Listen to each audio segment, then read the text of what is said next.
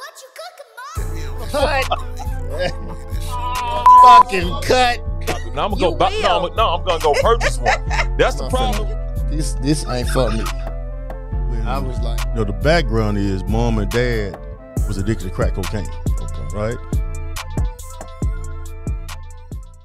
All praises to the Most High. Hi, how are you? Welcome to another episode of the Doc Holliday Show, where we love to uplift black men, black women, black teen, black child, black royalty. And today I want to talk about black royalty who do not address some of the things that need to be addressed. And what I'm talking about is mental health in the black community, especially amongst men and especially amongst athletes, because I'm a black man. I'm black royalty. And I was once also an athlete, college athlete, NFL athlete, CFL athlete, football player, of course. Now, the reason why I want to talk about this because mental health issues is that we don't address them in our community, especially black men. Because me being a black man, everything that I've gone through, deep depression states I've been in, we don't seek help because we think we can do it all ourselves. But we should seek help. But a lot of us don't. So therefore, that causes all kinds of other problems. Now, I want to talk about some of the situations that I've seen, but let me start with myself. Like my story, born and raised in Memphis, Tennessee, I've told it before, I'm the oldest of 4 kids that my mom had. My mom died when I was 11 years old, June 11th, 1985, a month before my 12th birthday. My birthday is in July. She died. Left behind 4 kids. My dad, strong black man.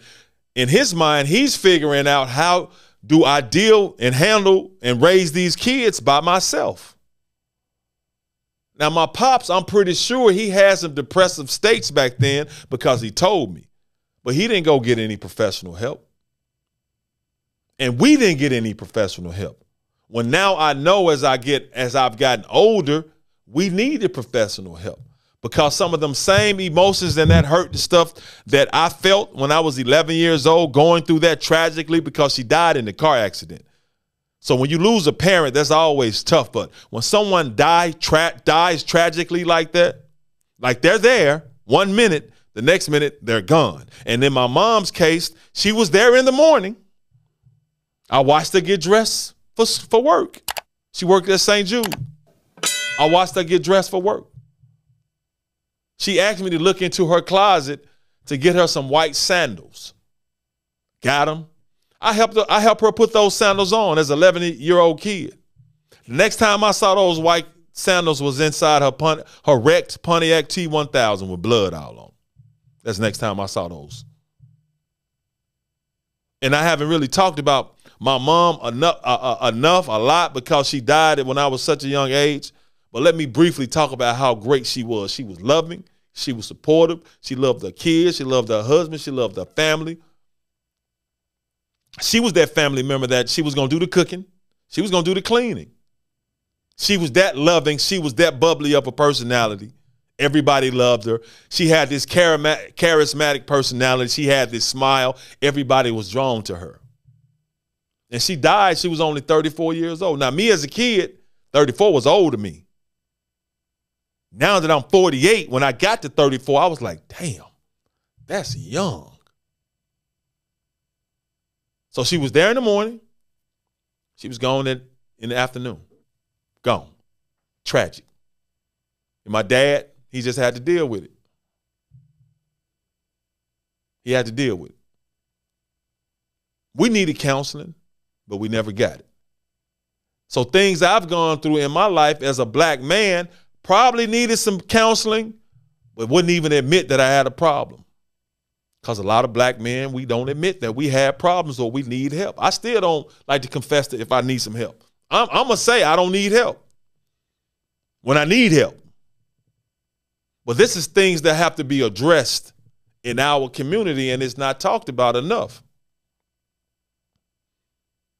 So a lot of times when you see a black man, and I'm talking to sisters too, because you all deal with a lot too, but especially black men. See, black women, black girls, y'all will go get help. Black men, majority of us ain't gonna do it. We ain't gonna even admit that we need help. But I'm going back to the death of my mom at such a young age that was never addressed. So you're talking about somebody that already had a temper, who's already angry anyway. Don't know why. I was just born that way. So when she dies, that gets multiplied times 1,000, times 1,000,000. Because now the anger, with me just having a temper problem, now you done stacked on the sudden death of a parent on top of it. Then other issues, you stack that on it, and it just builds. You don't address it, it just builds. You don't address it, it just builds. So when you're having success, you're still dealing with all these other emotions. Why the hell my mama had to die? Why she had to get killed? Damn. What? You looking at people with both of their parents. You ain't wishing nothing bad on them, but you like, damn. They got their mama. So then you see people who got their mom and their dad, and they talking bad to them. You be wanting to smack them upside their goddamn head. Like, what's wrong with you, man? You still got your mama. I ain't got mine. But you go from being a kid damaged that way, emotionally and mentally, then you become a young adult. And with me, as an athlete, superstar athlete, I ain't gonna say superstar athlete, star athlete. Go to college, play football for Memphis. So when you're there, you're dealing with things. You broke, you got kids, they won't let you work. Then I've been hurt a whole bunch of times. All kinds of injuries from football. Countless the number of concussions, so you know that fucks with your head too. But you in college, they never offer you any kind of mental help because you don't even think you need any. But you do. Because I was deep down and depressed. Because I was hurt a lot at Memphis. I didn't play in as many games that I should have because I was hurt a lot. But all these things, you just dealing with them. As I say, you're not asking for help because you don't think you help. You don't think you need help. You're invincible. You're a black man. You're a football star. Then my senior year at Memphis, I was the only starter coming back on offense from the year before. Coach was mad at me. He didn't like me, so he made me last on the depth chart. Best player on the team, specifically on offense, made me last on the depth chart. So I go to camp. Now I'm mad and I'm pissed off. I'm depressed like this dude treated me this way. But that's just how it goes. Then I break my hand in training camp. So now I'm hurt. First game come around, I'm still hurt, depressed as hell. Still go out there and play. But when I finally started playing with my broken hand, I just started balling. I really only played in 6 games my senior year. Well, really, I'll say 5. Because that first game against Mississippi State, my hand was broken. I was just out there as a decoy. Because I had just broke it like the week before. But after that, I played with it. They started giving me the rock. So I really only played, I played in 6 games, really. And our record was 5-1. And I ran for almost 700 yards. Then I tear my hamstring. I can't play. And you talk about being depressed. You talking about being down. Because that was my senior year. So all I was thinking about, NFL. Now I'm hurt. Now I can't play. So I couldn't play. Then I get invited to an all-star game. Blue-gray all-star game. Get there. About a month or so after the season ends. Hurt my hamstring the first day of practice there. Re-injured it because it was never healed.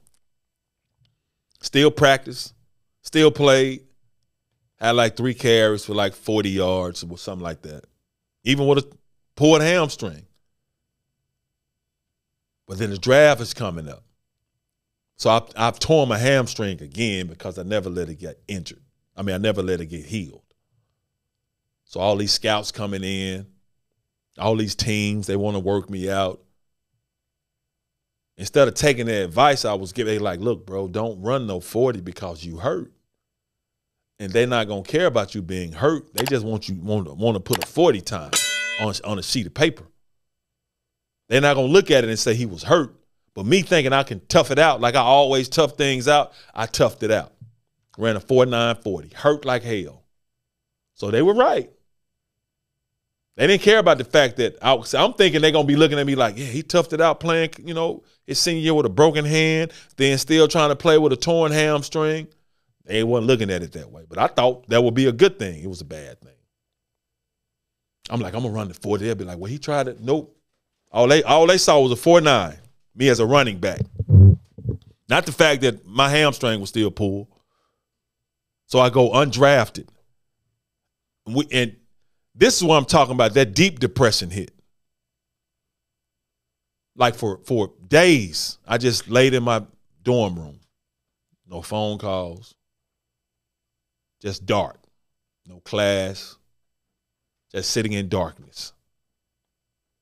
Not contemplating suicide, but thinking like, man, I don't want to feel this. I wish I wasn't here. But by that time, I already had 3 kids, so there wasn't no option.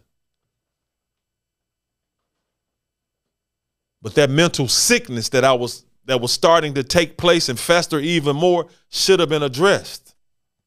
But I wasn't going to tell anybody that I needed some help, because I know plenty of other black men and black professionals, athletes, that they're not going to admit that they need help when they do. Some of them actually do commit suicide. A lot of them think about committing suicide. But with me, mine was just drinking out of control. That's how I dealt with it. And fighting. Drinking and fighting. It was horrible on my wife because I was a horrible ass dude. Because I hated the nigga I was looking at in the mirror. Felt like a failure. But that's that mental sickness that starts to take place. Now, I eventually did make it to the NFL. All praises to the Most High. But didn't stay there as long as I wanted to or thought I was going to. So I come back from playing professional football, come back home. Now I got to get back in college, because I didn't go to school really when I was in college.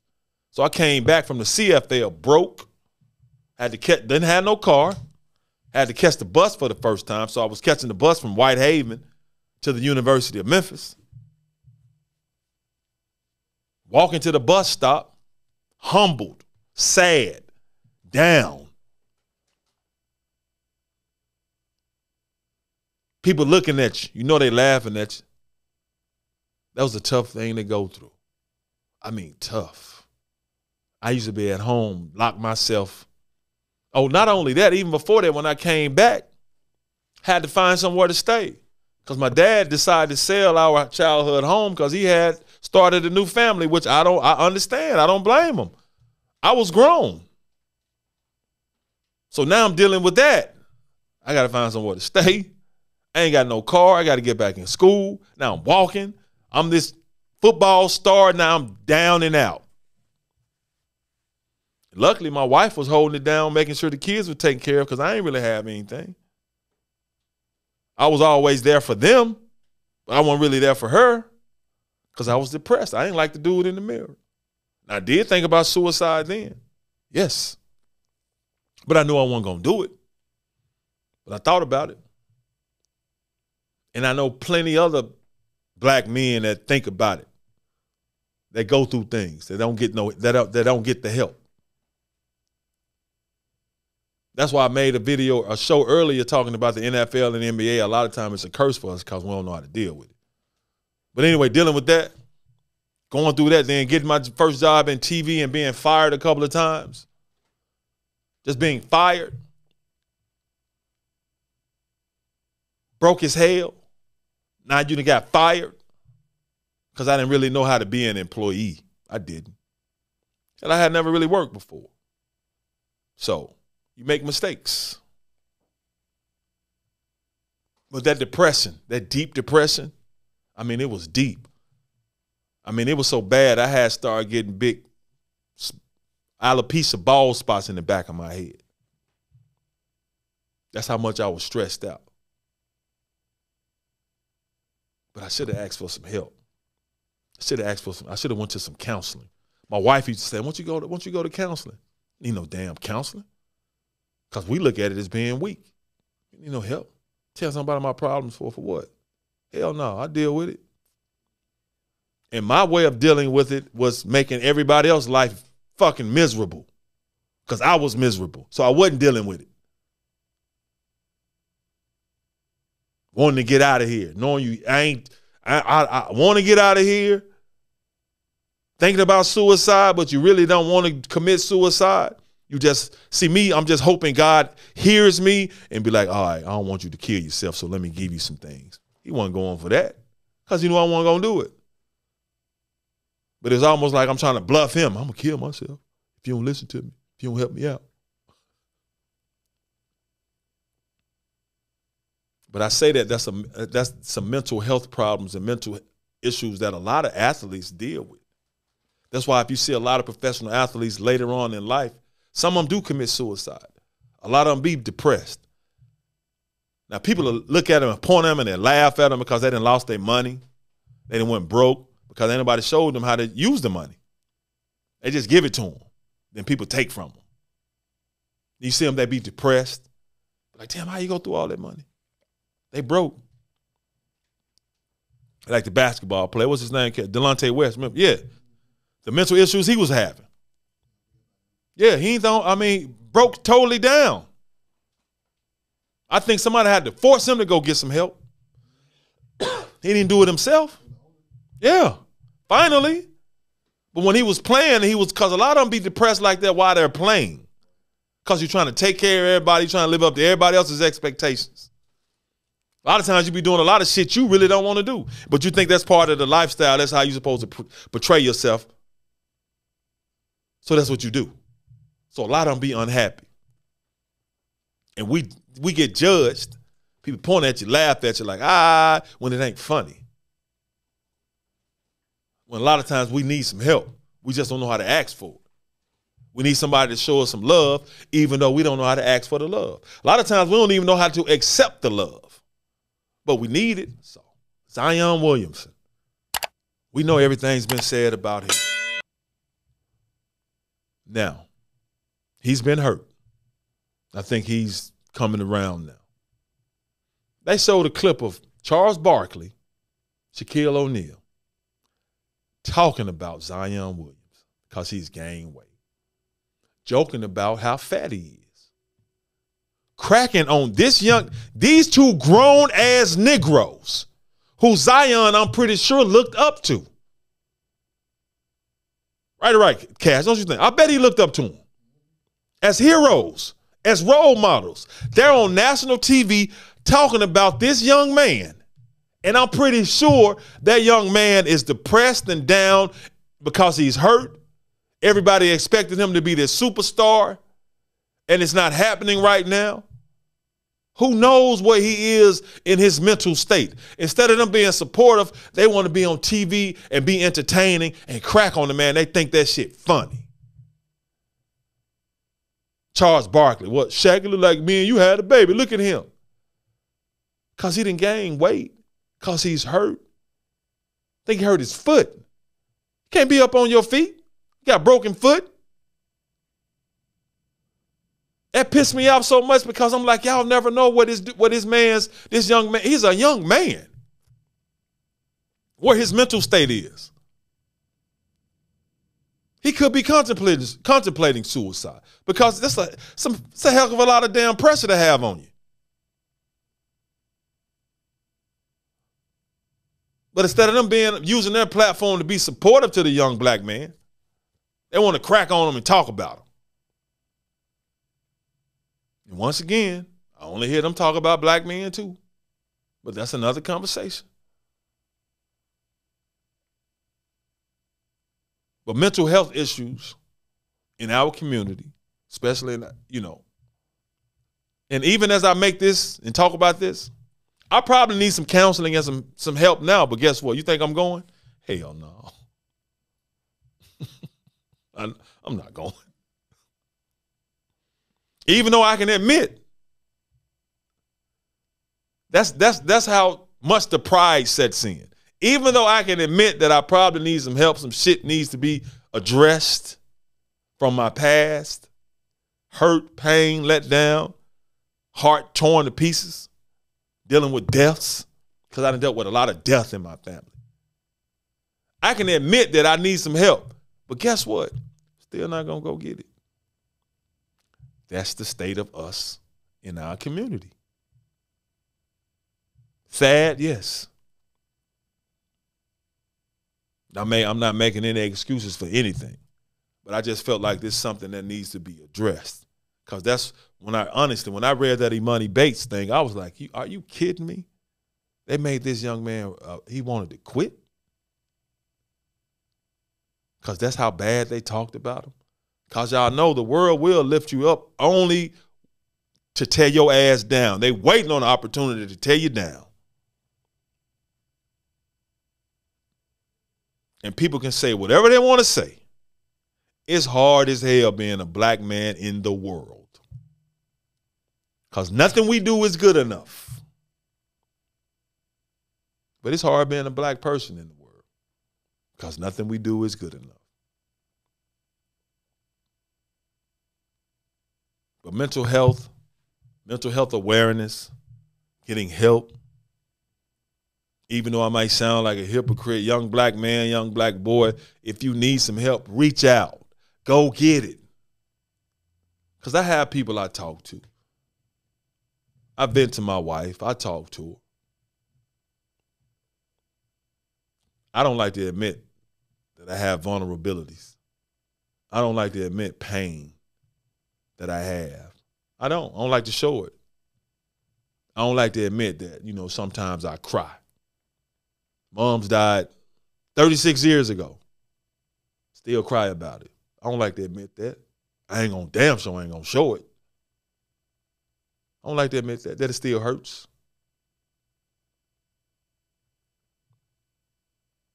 So I'm saying, black man, black woman, black boy, black girl, specifically black men, if you need some help, go seek it out. Don't turn to drinking, drugs, because that shit don't make it go away. It does not. It just enhances it, magnifies it. It's just by the grace of God that I'm still sitting here alive. Because when my mom died, I got into doing a bunch of shit I ain't had no business doing.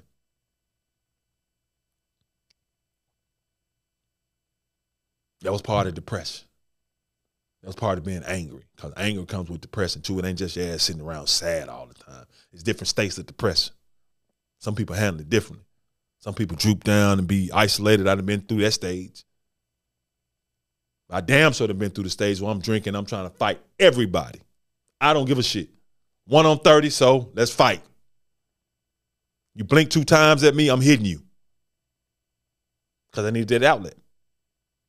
I needed something. I needed to release it. Especially when football was over. That mano, that clashing. So I just love that. I win, I may win, I may lose. I might get my head cracked in, I might crack your head in. This shit was exhilarating. Fighting is exhilarating. Used to be exhilarating. Well, it's still exhilarating to me. But I know, okay, that shit still feel pretty good. You know what I'm saying? But I'm just saying, it ain't no outlet that I use like that. I still will if I have to. But it ain't like I used to go. I used to go looking for it, waiting for it, seeking it out like a damn lion on a hunt. I'm looking for it because I was depressed. I needed that outlet. I didn't ask for help. A lot of us don't ask for help. But mental health awareness, especially among black men, it's okay to get some help. It's okay to talk to somebody, even if you don't go get professional help. Because I know I ain't going to get no professional help, but I will admit and talk to people that I trust now. I will admit, talk to them. Because you have to. But it's an important topic. Needs to be discussed, needs to be addressed. Because if we're going to continue to progress as a people and be uplifted, men, we got to get ourselves right. If we ain't right, family ain't right. But thank y'all for watching. That's going to do it for another episode of the Doc Holliday Show, where we love to uplift black men, black woman, black teen, black child, black royalty. Thank you very, very much.